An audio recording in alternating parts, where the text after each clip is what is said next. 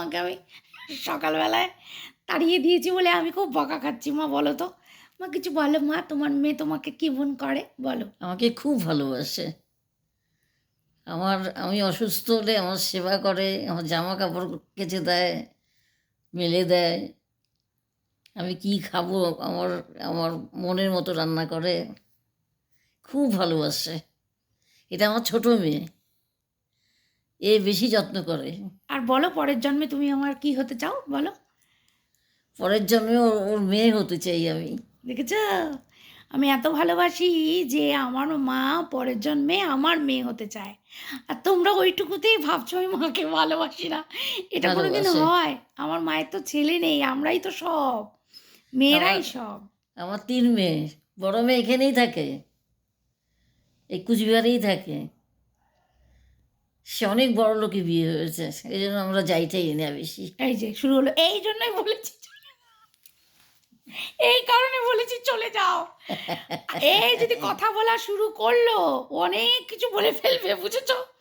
এই কারণে বলেছি চলে যাও। তো যাই হোক, তোমরা একদম চিন্তা করো না, আমার না, মাকে আমি না, খুব ভালোবাসি। আমাকে খুব ভালোবাসে। আমি বুড়ো হয়ে গেছি, 2 দিন পর মরে যাব, ও আমার জন্য গয়না বানাবার জন্য অস্থির হয়ে যায়। আমি বলছি, কী হবে রে? দেখেছো?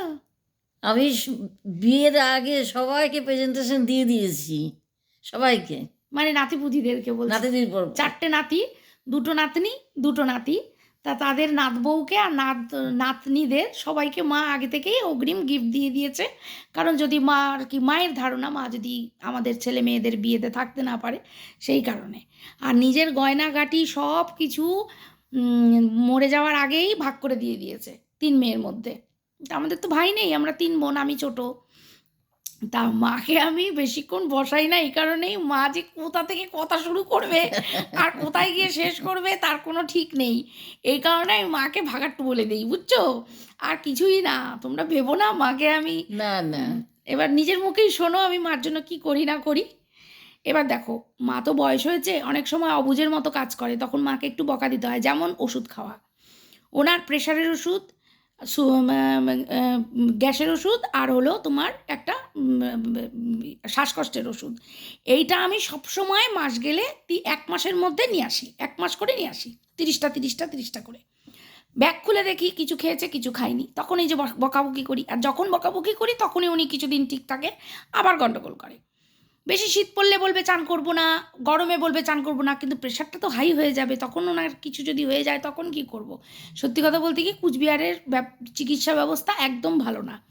কলকাতায় হলে আমি অতটা গায়ে মাখি না, 2বার 3বার অসুস্থ হয়েছে, ঠাকুরের ইচ্ছায় সুস্থ করে বাড়িতে নিয়ে এসেছি। কিন্তু এখানে কিছু হলে আমি কোথায় যাব?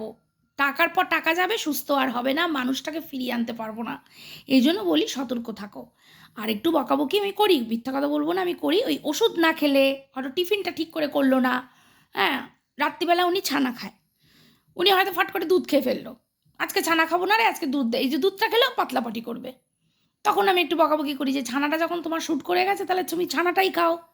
এই জন্য, নাহলে মার মুখ থেকে শুনে নাও মাকে আমি কতটা ভালোবাসি। আমাকে বলো, ভালোবাসে।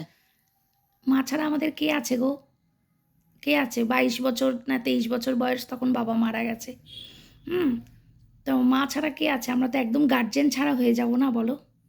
ওই কারণে আমরা 3 বোনই মাকে খুব ভালোবাসি। এটাই হলো কথা। টাটা বাই বাই মা, টাটা বাই বাই বলে দাও সবাইকে। টাটা, বাই বাই, সবাই ভালো থাকবেন, ভালো থাকবেন, বলো সুস্থ থাকবেন। সুস্থ থাকবেন। আমার নাতি নাতনি বয়সী যারা আছো ভালো থেকো, পড়াশোনা ঠিক করে করো, বলো পড়াশোনার কথা বলো। হ্যাঁ, পড়াশোনা তো করতেই হবে। করতেই হ্যাঁ, হবে। পড়াশোনা না করলে পৃথিবী চেনা যাবে না।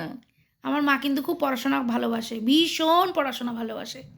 জীবনে ওনার অনেক দুঃখ, উনি পড়াশোনা মানে সেই সময় অভাবের চোটে অনেকটা করতে পারেনি, বাংলাদেশ থেকে যখন চলে আসলো। তো তার জন্য পড়াশোনাটাকে উনি খুব ভালোবাসেন, যে অনেক পড়াশোনা, ওই যে কান্নাকাটি শুরু করলো দেখলে তো। এই কারণে আমি ওনাকে বেশিক্ষণ অ্যালাউ করি না, কারণ কোন কথাতে যে উনি কাঁদবে তোমরা নিজেও বুঝতে পারবে না। ওই যে কান্নাকাটি শুরু করলো। ঠিক আছে, বাই বাই, মাকে এখন সামলাই, টাটা।